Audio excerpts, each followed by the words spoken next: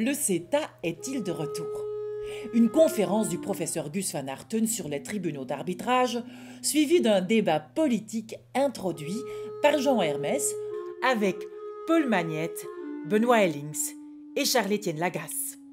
En effet, le CETA pourrait revenir sur la table des décideurs belges avant les élections de 2019 pour approbation suite à l'avis de la Cour de l'Union européenne sur la clause d'arbitrage attendue pour mars ou avril. Pendant ce temps, le CETA a fait des petits. Plusieurs autres traités contenant un système d'arbitrage similaire sont en cours d'approbation par l'Union européenne et la Belgique. 2 ans après la première saison de la saga CETA, le moment est donc venu de rouvrir ce débat. Mais d'abord, un petit rappel de l'action menée par le Parlement wallon en 2016. Mais les parlementaires wallons ne sont pas prêts à plier. L'une de leurs interrogations est de savoir si le pouvoir politique pourrait être subordonné au pouvoir de l'argent.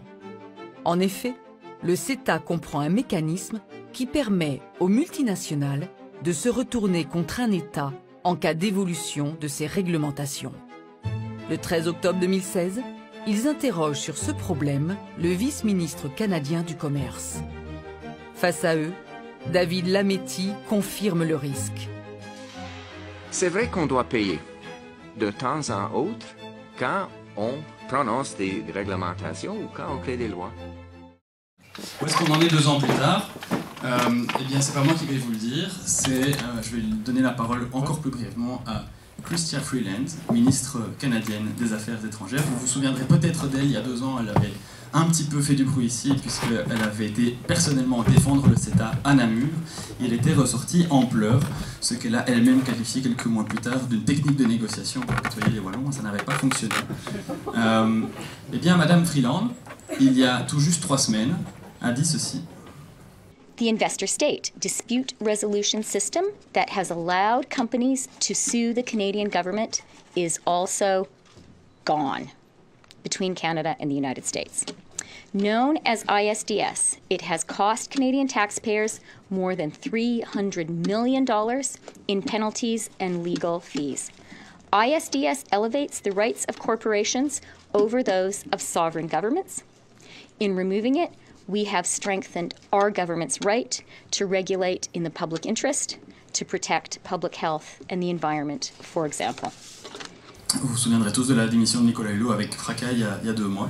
Dans la semaine qui a suivi, Le Monde a révélé un document confidentiel qui montre que la loi Hulot sur les hydrocarbures en France fin 2017 a été vidée de sa substance par l'influence des lobbies d'affaires, notamment via une menace d'utiliser un tribunal d'arbitrage venant d'une société pétrolière canadienne. This system is very powerful.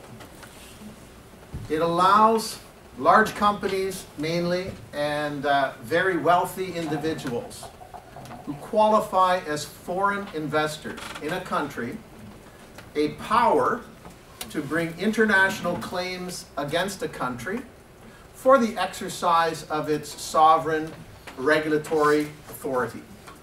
Why should foreign investors alone receive these extraordinarily powerful protections at the international level? Why not domestic investors? Why not domestic citizens? Why not other foreign nationals? Why not victims of foreign investors? Where is the enforcement mechanism for victims of that foreign investor misconduct in countries with weak institutions? Having ICS and CETA after this is just a big mistake. It took Canada 25 years to get out of the mistake in NAFTA. So I would suggest we should not start a new one. Le collège intermutualiste national qui regroupe l'ensemble des mutualités de Belgique ont dès le début montré leur opposition au CETA et particulièrement en raison de cette clause d'arbitrage. Et donc, juste pour illustrer ce que ça pourrait signifier en termes de détricotage de la sécurité sociale et de notre système d'assurance maladie obligatoire, je vais vous donner quelques exemples. Est-ce que les partis que vous représentez, pensez-vous, pourraient s'engager à simplement refuser à l'avenir de soutenir tout traité qui contient une version ou une autre de ce mécanisme de règlement des différends, que ce soit ISDS, ICS ou la Cour multilatérale, en tout cas sur base du mandat actuel. La hiérarchie actuelle du commerce international est notamment créée par ces traités qui placent les droits des investisseurs avant tous les autres droits et avant les droits humains. Cette hiérarchie, il est temps de la renverser et de dire les droits humains d'abord.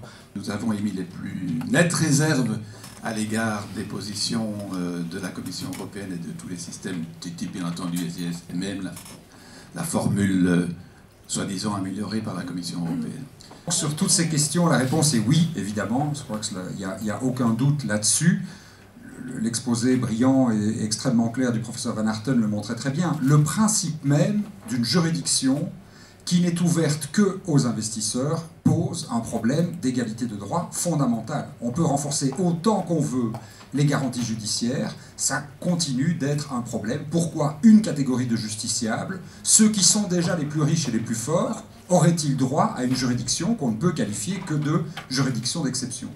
Je réponds donc non, non, oui, oui à toutes les questions. Refuser la ratification, donc oui. Là où c'est possible, avec des pays comme l'ALENA l'a illustré, on supprime carrément, puisqu'ils ont réussi à le faire avec des pays développés, c'est possible. Lorsque on garde une cour, nous avons établi la liste des conditions pour nous minimum pour approuver un traité avec cour. S'il faut des mécanismes internationaux, et je pense qu'ils sont utiles en particulier pour les ressortissants privés individuels ou collectifs des pays dans lesquels les juridictions sont les plus faibles, comme je disais tout à l'heure, il faut que ce soit un mécanisme qui ouvre vraiment l'accès à tout le monde, avec des mécanismes de class action, avec d'action collective, avec des mécanismes qui permettent de faire protéger les droits humains, les droits sociaux, les droits environnementaux par cette Cour internationale. Et donc c'est vraiment une inversion complète, c'est vraiment un retournement complet de la logique. Et il faut espérer que la Cour de justice de l'Union européenne donnera un avis extrêmement négatif à l'égard du système ICS, parce que c'est en fait la raison fondamentale pour laquelle l'Union européenne existe qui est attaquée par ces mécanismes, et c'est la raison pour laquelle il faut se battre.